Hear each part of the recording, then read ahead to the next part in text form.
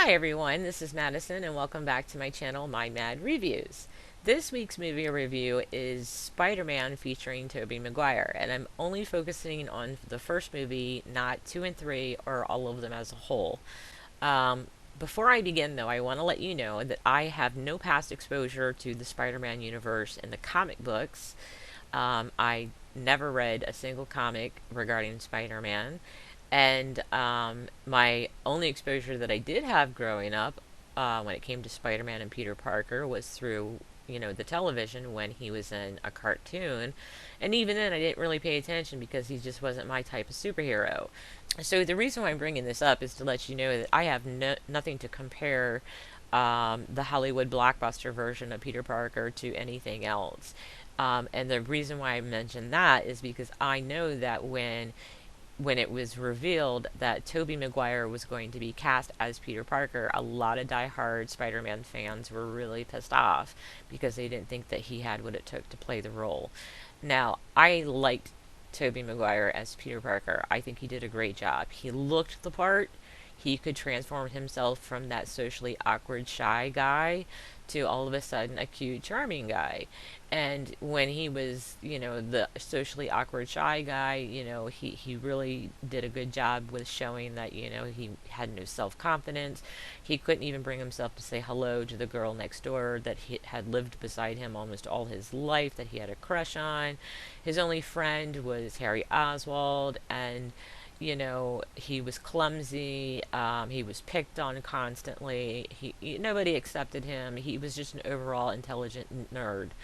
And but then, and then when he had his transformation and buffed up, he was still, he was a little cuter.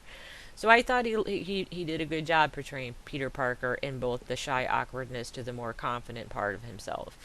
So anyway, so I just wanted to mention that before we begin.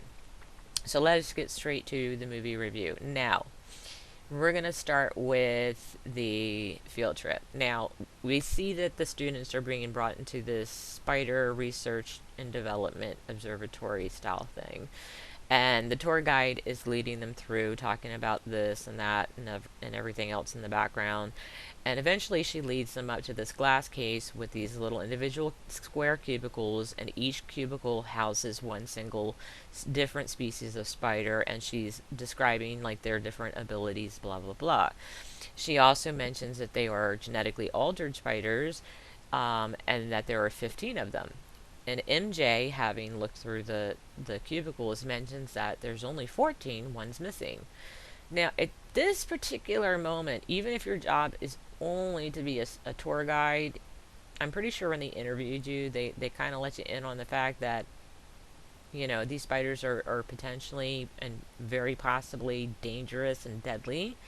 I mean, you already know you're working in genetically altered Spider Central, so it might have been a good idea to not assume the researchers are working on that spider. Like she says, oh, I guess the researchers are working with that one. It's not your job to assume that. It's your job to protect those students, to stop the field trip long enough to just go over to the office and say, excuse me, but we noticed that spider blah blah blah from cubicle blah blah blah is missing. Is this particular spider under your care right now? Because once the researchers would say, no, we don't have that spider in our possession, I'm pretty sure an emergency would have occurred where the students would be immediately evacuated, because they probably would have noticed that or known that particular species was dangerous, if not deadly. Or they may not even known what kind of an effect that spider would have if it bit somebody, so they have to play it safe and evacuate anyway, with all the students and extra, personnel that are not necessary to be there. But she doesn't do that. She doesn't take that responsibility and go inform anybody that the spider might be missing or double check whether or not they have it. She just goes on about her merry way with her tour guide. So then we get to a part where, they're moving on, and for the first time, um, MJ's actually not like in her little group of cronies. She's actually trailing behind the entire group. And Peter finally gets up the courage to ask her, hey, can I take your picture up against the, the stand there, because I need one with a student in it. Which, of course, hey, someone's going to take my picture. I'm going to be in the school newspaper. Yeah, people are going to look at my face. Because I roll that way. Yeah, take my fucking picture. Well, as he does so, I'm just going to have to say, these poses this girl does is just, it's not Cosmopolitan or Vogue material at all. I don't know where she came off with some of these looks, but I cracked up. I really did. I cracked up. Yeah, first of all, it's not even natural looking. There's no whatever. Mary Jane, just don't quit your day job, sweetie. Stay in school. But while he's taking her photos, we see a spider web above Peter's head, and we also see the spider involved is descending down its spindle towards Peter while he's winding his camera and taking picture after picture after picture. Now, when we see the spider descending, we don't get a clear idea of how little or how big the spider is, because it's not, next to anything where we can gauge the scale. So it could be a very tiny spider, and it could be a very large spider. We don't know yet.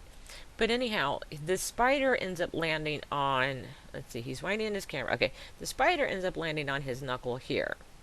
Now, when we are shown, actually it's kind of landing here, but when we are shown that the spider lands, we then have an idea of scaling to know that the spider is about that big, which means it's large enough for you to feel that it's landed on your hand. It's going to tickle your finger. You're going to feel that. And not only are you going to feel it if it lands, you may not feel it if it lands. Maybe it landed delicately. I don't know. But it then proceeds to walk or crawl from here all the way to here, and then bites him here. Now, first of all, how did he not feel the spider walking from here to here on his hand in the first place? That's going to fucking tickle, and you're going to look down and notice something's on your hand, crawling on your hand, and you're probably going to swat it away. But when he gets bit, all he does is jump in alarm and look down as the spider jumps off his hand to the floor. Now, first of all, the spider bites him on his right hand, but when it's landed on the floor, it's on his left hand. So that spider fucking leaped like Superman would have. This is Mega Spider here. This spider's leaps and bounds from over here to over here, because when he's bit, it's on this side. When he looks down, it's on this side. But that's not the point. The natural reaction most people have when being bitten by anything. Think about the last time that you were bitten by a mosquito. What was your natural reaction? Okay, and it's not necessarily so much as that we're trying to attempt to kill whatever has just bitten us. It's just a reaction. Our brain sends a signal, says swat it. Now, when it comes to mosquitoes and stuff like that, 9 times out of 10 we land and we make the kill, which is messy and nasty looking, and you immediately have to go clean up and antibacterial that shit, because it's blood. It's a mosquito. It's just been sucking your blood. Now you've got blood on your arm, and kind of grosses me out, because I don't know how much of that is my blood and how much of it belonged to somebody else that I don't know. But anyway, our natural reaction to being bitten tends to be swatting the area, regardless of whether we make contact with the insect, or in this case, arachnid. The other thing that he might have wanted to have done, since he's so intelligent and smart, is to, one, attempt to capture this spider, because, yeah, he's in Spider Central, and this spider is probably important, and the researchers might want it back. And two, he might want to have the researchers capture this spider and be aware that he was just bitten by it, so they can, 3, figure out what to do with him. Is he going to become ill and then it just goes away after a day or two? Or is it going to cause complications so severe that it's going to kill him? How quickly is he going to become ill? Or how quickly will it kill him?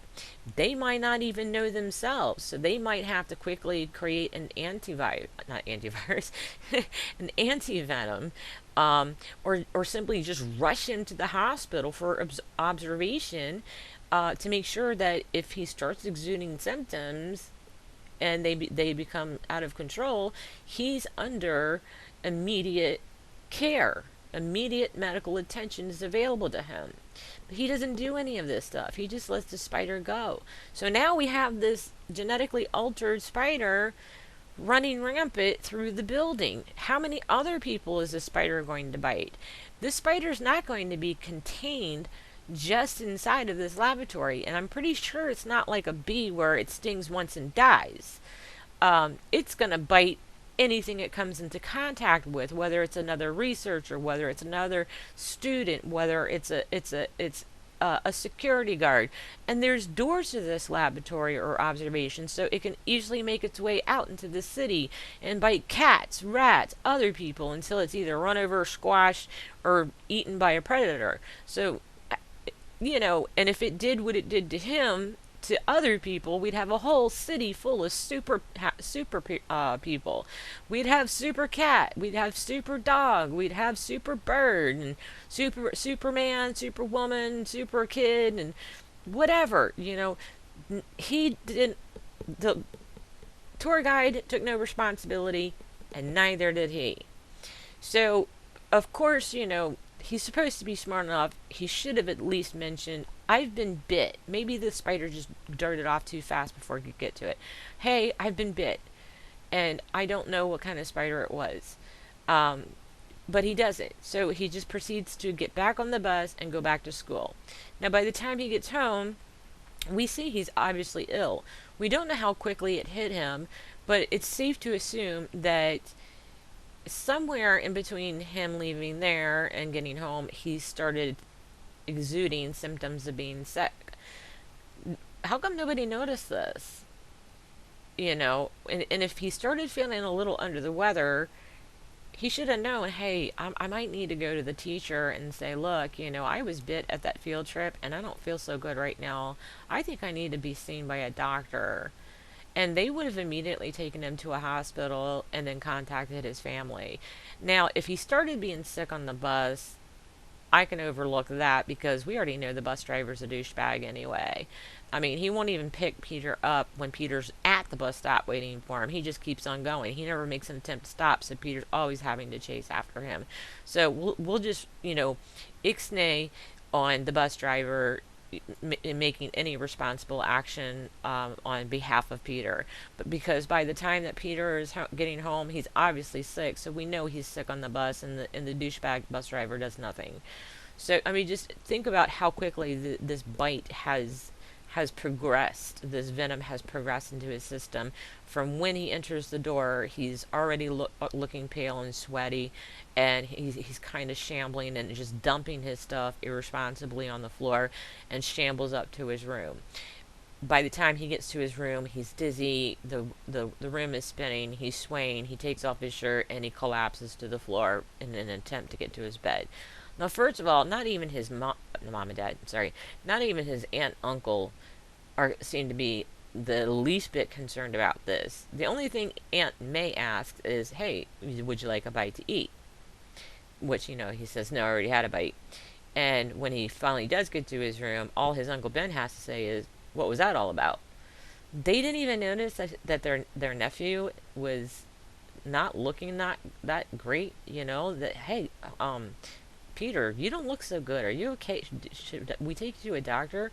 No, they don't notice this, not one bit. They completely just overlook that entirely. So, anyway, so now we see him waking up the next day. Okay, first of all, they show him when he's sick, when he's in his room and he's taking off his shirt and he's sick. We see how unmuscular he is. He's bony, he's scrawny, he looks like a skeleton. He doesn't even have any fat tissue on his body whatsoever. But we see him waking up the next day, and as he reaches for his glasses out of habit to put them on, everything around the room is suddenly extremely blurry, so he has to take them back off. And he realizes, hey, well, when I take my glasses off, everything's perfectly clear. So he tests it, a couple of times, glasses on blurry, glasses off clear. Huh. Okay. Puts his glasses off to the side. And then he looks at himself in the mirror and realizes, whoa, I'm fucking buff. And now, mind you, at this point, if you go back to the day where he came home, the day before when he came home from school, all he took off was his shirt. So he slept in those underwear and then in those jeans and socks that he was still wearing the next day when he woke up to get ready for school. So his Aunt May says something, or about hurry up, you're going to be late. And he proceeds to go ahead and put on another shirt, but he's still wearing the same sweaty ass underwear and jeans and socks that he was wearing while he was sick and sweating all over his bedroom floor. But it doesn't matter. Now he's got this semi-Adonis body going on, and he's flexing in front of the mirror like, look at that pecs and the biceps and the triceps. So anyway, so as he comes down the stairs, he's not wearing his glasses. Now, this is his family. These people have raised him almost all his life because his mother and father died. They don't even take note. They didn't take note that he was sick the day before, and now they're not even notice that he's not wearing his glasses. Maybe like a little, hey Peter, where are your glasses? Did you break them? Did you lose them? Blah blah blah. No, they just oh yeah, have a good day. No, MJ happens to be the only one who ends up noticing that he doesn't have glasses on when they're in school, and she says, "Oh, did you get contacts?" So they don't. They just seem oblivious, and yeah, they're elderly people, but they're not that damn old. So we already saw in the beginning of the movie how much of a douchebag this bus driver was, because he just gets his jollies off of watching Peter stand on the side of the road at the bus stop and just passing right on by, and having Peter chase him down the road until somebody finally, MJ usually, stands up for him and says, stop the damn bus and let him on. So here we go again with him standing on the side of the road, waiting for the bus, and here we go, douchebag bus driver keeps on going. Now, how the fuck this guy has not been fired by the school board or the bus company for doing this to Peter is beyond me. But anyway, it's a movie. But in this particular moment, or bus moment, there is a paper banner that is taped to the side of the bus, and as he's chasing the bus, he grabs a hold of the paper banner like it's going to do anything, and it sticks to the palms of his hands and rips off the bus, and the bus continues on the way, and everyone's laughing at him. So now he's stuck in the middle of the street, and he's trying to shake off this paper. And it's kind of like when you're trying to take a piece of tape off your finger, and while you take the piece of tape off your finger, it just transfers to the other finger, so you're swapping fingers. Well, so he's shaking it, and he's trying to get it off, and whatever. But so anyway, so I guess he ends up walking to school. And he just kind of shrugs that off as like, well, yeah, I get paper stuck to the palms of my hand all the time. Damn paper. So let's go ahead and look at the cafeteria scene. Peter is sitting in a seat while MJ begins to walk by. This is the first time that we've ever seen his spidey sense kicking in. Okay, the scene cuts to a puddle on the floor, which looks oddly enough like urine to me, but it's probably meant to be like apple juice as far as I know. But she's carrying her tray, and she's walking in high-heeled boots, and one slip just slips. One slip? Did I say one slip? One foot just slips out from beneath her, hurling her tray and all her food up into the ceiling. Peter is fast enough to get up out of his seat and catch her from falling into his one arm, catches her tray and does like this and catches all her food, and conveniently enough was able to catch her sandwich on top of the plate. Okay, so yeah, Spidey sense. You're now, super cool. But So what ends up happening is MJ, with the small talk, blah blah blah, and then she goes and proceeds to sit in her seat at the table behind him. And then when she does, and he's left to sit back down, he realizes that there's a fork stuck on his hand and wrist. And he's like, again, here, with the paper, shake. Why the hell did this shit shake off? So he pulls at it, and there's webbing coming out of his wrist and attached to the fork. Well, at one particular moment, he angles his wrist like this, which ends up shooting out another set of webbing to the cafeteria tray on the table in front of him. Now, this entire table is filled with students, but this tray in particular is unattended by a student at all. So it sticks to this tray, and he yanks it. I don't know why he yanks it, but he yanks it towards himself, and it comes hurtling at him at a high speed, so he ducks, so he's not smacked in the face with it, and it just so happens to smack and smear food all over the guy behind him, who happens to be MJ's love interest, Flash, who is the big jock bully. So he looks behind and he's like, oh shit. So he calmly and quietly attempts to get up and proceed down the hallway unnoticed. Well, he can't really do that because the cafeteria tray is still stuck to the webbing, which is still stuck to his wrist. And people are laughing. And it's like, okay, so people are laughing at what? A tray being stuck. Nobody sat there and went, what the fuck is that?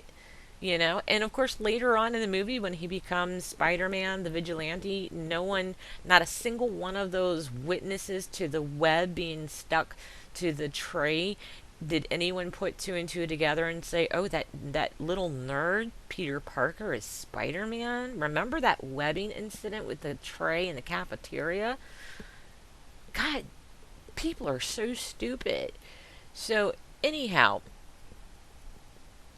Flash comes after him. They have a fight. Flash can't land a single blow because Peter Parker's spidey sense and his sudden quickness and reflexes are so much better, and he beats the crap out of him and does moves that he's never been taught and shouldn't even know how to do, but does them anyway, and he wins the fight. And then instead of going back to class or even being reprimanded, he just decides to leave. He leaves school and he's running down the streets, and then he turns into an alley.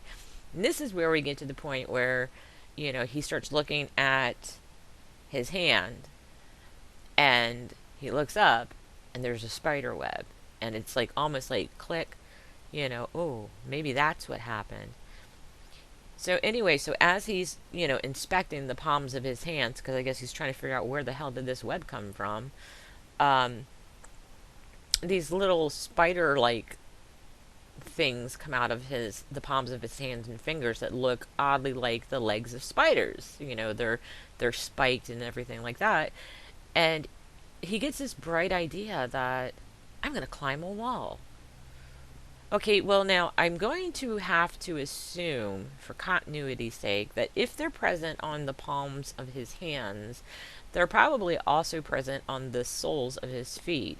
But he's wearing shoes, mind you. Now, first of all, if I saw these things growing out of my hands, my first thought would not be, I'm going to climb a wall. It would be, holy fuck, I'm going to a hospital and trying to figure out what the hell is wrong with this. Where did these come? What are they, and where did they come from, and how do I get rid of it? I don't look at it and immediately think, oh my god, I can climb walls now. So that's exactly what he proceeds to do, is climb a wall. But he's got shoes on, so I guess maybe he's using his feet to kind of steady himself and push. I don't know. But he's climbing walls. But if you think about it, when he's wearing his costuming, how the hell can he continue to climb walls when his costuming is covering that up? Explain that to me. But we'll get to his costuming in a little bit. Okay, so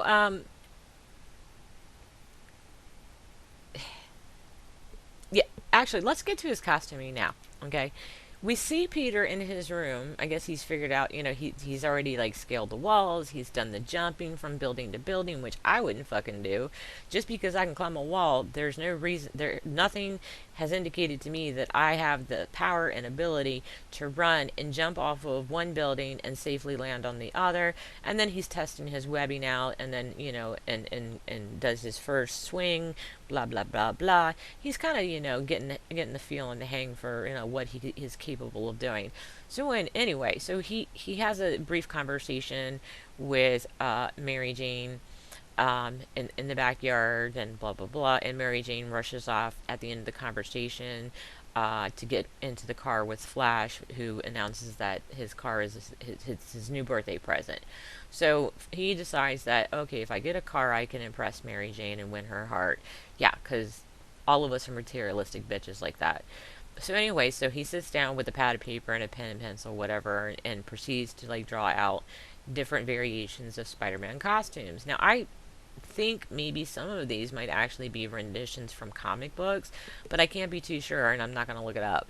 But first of all, he's looking through ads, and he sees an advertisement for a wrestling match, a wrestling contest. If you can pin this particular guy in 3 minutes, you will win $3,000. And then he conveniently also sees an ad for cars for $3,000. He doesn't factor in, apparently, title, tax, and registration fees. But anyway, so he decides, well, I need a costume. First of all, it's a wrestling match. Second of all, I want to protect my identity. Well, okay, so he designs all these awesome looking costumes, but when he shows up, he's wearing a red ski mask, an oversized, baggy, long sleeve, airbrushed t shirt, the airbrushes of a spider in a web, baggy, bright blue sweatpants, and snow gloves. So he signs up. They kind of laugh at him, but they let him go through it anyway. He wins the match, blah, blah, blah, blah. And then he goes for his payment, and the guy informs him that he's only getting $100 because the ad said if you pin him in 3 minutes, and Spidey pinned him in 2. So since he went under the 3 minutes, he's not going to fulfill the obligation of giving him the $3,000 as promised. So Spider-Man only gets $100 and has to go on his way, of course, after the whole robbery thing takes place. So then the next time that we see him in a costume, it's his regular Spidey costume. So I'm left wondering, you went from these baggy t-shirts to, baggy t-shirts, snow gloves, and sweatpants, to this tightly fitted, awesome looking, very well meticulously decorated and designed suit. Who did it for you? And how much did it cost? Because you only got $100. So unless you actually took some money that the robber had stolen before the cops get there, and they don't show that he did, so I don't think he did, there's no way that you could have convinced a seamstress to have designed that costume for simply $100. You'd be lucky to get a dress hemmed for $100. So the only thing that you're left to conclude is that he made this costume out of webbing himself, which would kind of make sense considering that when the Green Goblin threw grenades at people at the festival, they were reduced to ash, but when he throws one at Spidey, it just simply melts a couple of pieces off of his costume and really kind of leaves him fairly intact, no burns or anything like that. He's very well protected. But did he take sewing classes? I mean, because he has this costume like the next damn day. So, and even if he did take sewing classes, this is a new form of material you're working with, so you have to really practice with it. And you don't have a pattern, and I don't think they sell patterns for things like this. So you really would have to take some time to get this costuming right. So it's just not logical that he has this costume all of a sudden and it looks that damn good. And it still begs to question, even if it is made out of webbing, how did those tendrils get through his costume on the palms of his hands and the soles of his feet in order to help him climb and scale walls. Okay? So, also, if you remember when the robbery was taking place, when he went to go collect his food, when he went to go collect his money and was told he was only getting $100, he was unmasked. He was masked when he signed up, but when he collected his money, he had his mask off. Now, so here we have two scenarios where people could put two and two together and ID Peter Parker. We have the cafeteria incident where people were all these kids were witness to the webbing. And now we have the manager and owner of this wrestling incident that knew that he was introduced as the Amazing Spider-Man and was doing all of these phenomenal moves. And he's unmasked, so he can at least give a physical ID. And it's like, but none of this ever, like, nobody ever connects the dots. Okay, and let's say he did find somebody to make this costume for him, they would have had his name on the records unless he lied. Um, so the Green Goblin, however, was able to figure out who he was because when they did get into their confrontation, or one of their confrontations, there was a noticeable cut above his elbow. But if you go forward to the Thanksgiving dinner where when Peter sits down, the cut is no longer above his elbow, it's below his elbow. Okay? And Oswald notices this. He's figured out Peter Parker is Spider-Man at this point and decides to quickly leave the Thanksgiving dinner because I guess he's got shit to do. He's got plans to make, and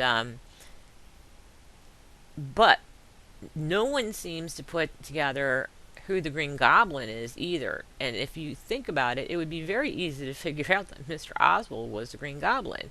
First of all, he just got fired from his own company by the board of directors, so obviously he's suspect number one for revenge and shit like that. The glider and the suit were stolen, as well as obviously a lot of weapons. Um, the competition the competition crew was killed at the festival, as well as the board of directors were killed, and yet nobody sits there and says, maybe Oswald is responsible and behind this. Maybe he is the Green Goblin, because it's awfully convenient that all of this is happening the way that it is. No, nobody does. Apparently, the people that live in this city and operate in this city, especially on the police force, are fucking idiots. Oswald, though, was able to tell that Peter Parker was Spider-Man, but when he is out in the hallway and Harry confronts him because he was trying to impress his father with MJ, and basically Oswald was putting MJ down and calling her trash. Um,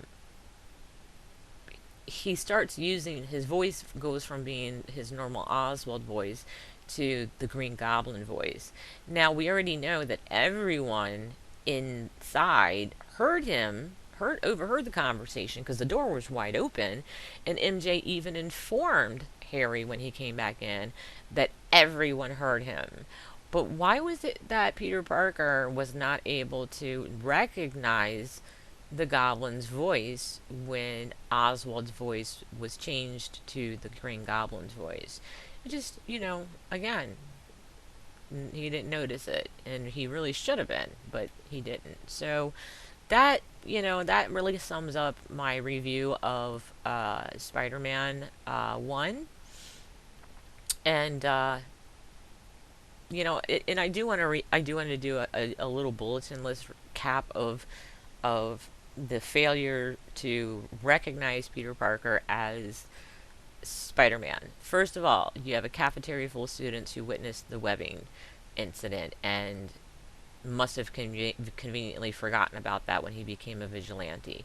Number two, he signs up as the human spider at the wrestling event, but is announced as the Amazing Spider-Man, which he eventually ends up keeping, and he's unmasked while being paid. So now we have another person who can physically ID him. And then all of a sudden, Peter is the only person in town who is capable of getting good quality close-up photos of Spider-Man. So, either, they just assume that he just knows the guy. He And here's the other one. You know, first of all, he's suddenly stronger, faster, more muscular, no longer needs glasses without any explanation. And this goes unnoticed by even Harry, his best friend. Not even Harry says, "Hey man, what happened to your glasses? Did you get LASIK? Did you get eye surgery? Did you get contact? What the hell is going on? You've always worn glasses. Why aren't you wearing them now?" Aunt May and Uncle Ben don't even notice it.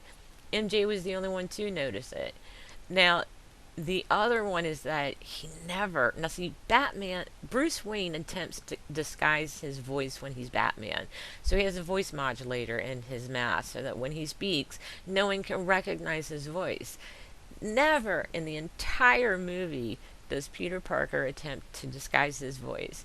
And MJ, as many times as they have talked while he was under the disguise of Spider-Man, does Mary Jane ever once recognize the voice as Peter's?